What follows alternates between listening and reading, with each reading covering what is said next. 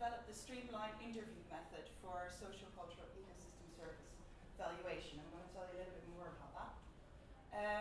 So Streamline is a bespoke scientific interview format enabling public participation in policy planning and research. Now, before I go into the specifics of how we do that, why is it important? Well, first of all, it's important in its own right. There's a growing body of literature showing that empowering people to exert control and resolve problems, it's a good thing. It improves governance, it deepens democracy, and it builds trust. It's generally considered worthy.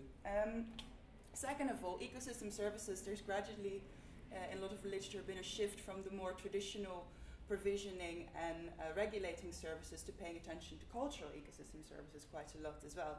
However, these are always quite abstract and transcendental. So how do we talk about these things? How do we get people to include them in policy making? Well, and the last challenge is that a lot of surveys, a lot of consultations, a lot of research that we do is quite challenging for the people actually doing it. It's kind of, I mean, a survey can be very boring a lot of the times. But people do want to interact with it and they do want to engage. So how can we engage with people who want to be heard but won't speak up? Well, we start where they are. We start with the things that really matter to them, their hopes, their dreams, their ideas. And that's what Streamline does. So it takes the participant into the future, to 2040 in this case, and asks them about their ideal world. What do they want to live like? How do they want to live? What work do they want to do? What sort of landscapes do they want? So these are laminated A3 canvases, and in a one-on-one interview, I take them through this whole future vision that they create with me, and they get tiles to stick on, for example here, and they go right, and they can choose things, and it becomes this conversation piece where they tell me this whole story of what they want and value. So this is an example of activities and uses in the landscape that we've been using, and these are all examples of cultural ecosystem services basically that they're enjoying, and these are other services that they also find important, and then they weigh them. We've got Likert scales here for transcendental values. Governance, we also talk a lot about governance because how people want the work to be is very much linked to how that should actually be made to work. So that's one, people really go crazy on this one, it's amazing.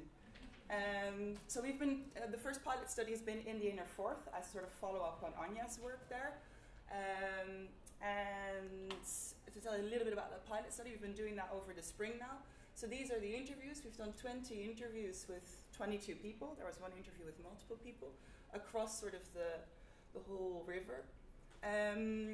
Age range between 27 and 70.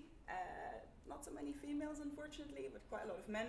And a range of sectors, so quite a big chunk from the local community, and a good representation from councils and NGOs, and a little bit from farming and business. And early results, I can't tell you that much because I'm still analysing, but one of the top uses that people have indicated are important to them by 2040 are habitat and wildlife. So this is what they've indicated, and this is after they've weighed them. So habitat and wildlife, flood protection, space for recreation, providing job, and clean energy. Once they weigh that, it's pretty much the same, only providing jobs goes way up. And out of the conversations that I've been having, a couple of things to pull out.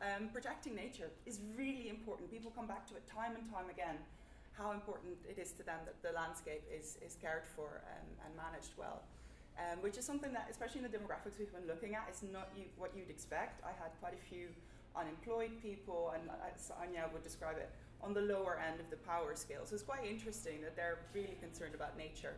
Second, a lot of emphasis on the need for a varied landscape. This is a very heavily industrialized landscape, and people appreciate that, and they like it that way. And last, quality of living is very important to these people, mainly because it's quite a deprived area, and they really see improving the environment as a way of upping that quality of living. So what am I going to do next is I'm going to create visions. So I'm going to collate all these interviews into sets of visions based on what people roughly value, and group them based on that, and take them through what I call a social SWOT. So we look at common grounds and tensions and opportunities and threats between these visions or streams, and hopefully be able to make some recommendations for future management. So this is the research process, and I am now in my analysis phase. Feedback's been really good. People really like this format. So thought-provoking, interesting, challenging, fun, quirky, and the now legendary bonkers but good. And last, so our next application is going to be in the fall, and we're going to look at green spaces in an urban setting in Edinburgh, and we'll be collaborating with Edinburgh Living Landscape on that. And they want to use Streamline to influence new social housing developments and what green spaces in these housing developments can provide in terms of well-being and cultural values for people living there. And finally, we'll be releasing Streamline under a Creative Commons license, along with the canvases and the tiles and the imagery, so that anyone can use this format.